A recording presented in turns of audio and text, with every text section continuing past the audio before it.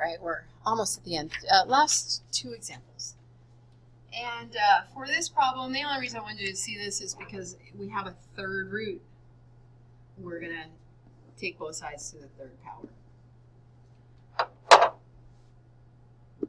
5x minus 3 equals 125. Let's finish solving this thing.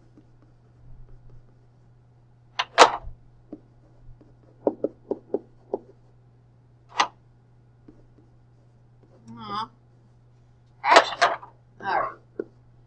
So I am going to run through the check really quick.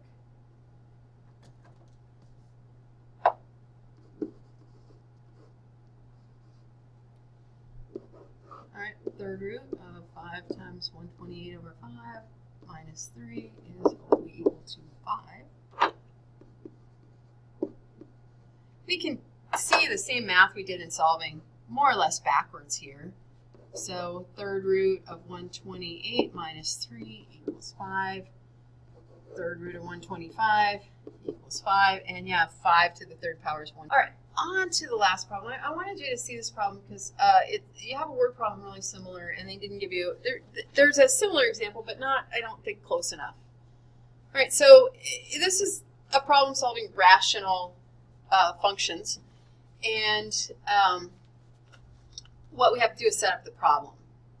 I'll be straight up honest with you. I struggled a little bit on this, but we have 3 people. They're going to rent a car for a week and share the cost equally. By adding 2 more people, they can save $20 each. How much is the total rental cost of the car? And I'll leave it to a math problem to work everything backwards. All right, if you're renting a car, you probably know how much it's going to cost. But nevertheless, let's start out with this idea. The thing we want to find out is the total cost to rent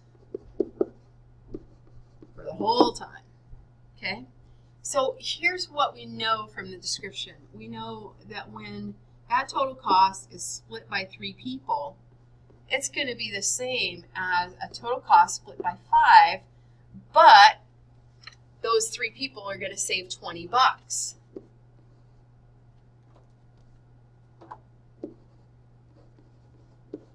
So when 3 people split it, as compared to 5 people, and I could have written that as negative 3 times 20 over there with the 3 people.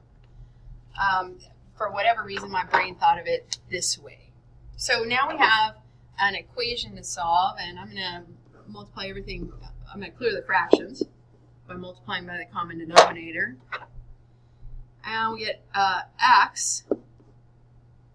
Sorry, not just plain old x. 3 goes into 5 times, so 5x is equal to 5 goes into 15, 3 goes into 15 5 times, 5 goes into 15 3 times. I get a 3x there.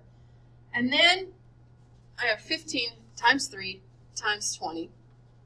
15 times 3 is 45. 45 times 2 is 90. Add another 0, we get 900. Okay, now we just have to finish solving this equation.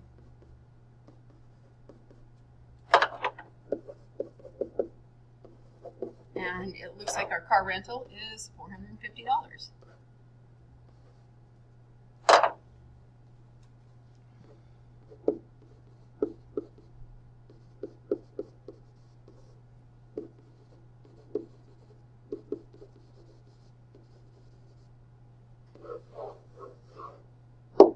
We're done. I'll see you in class.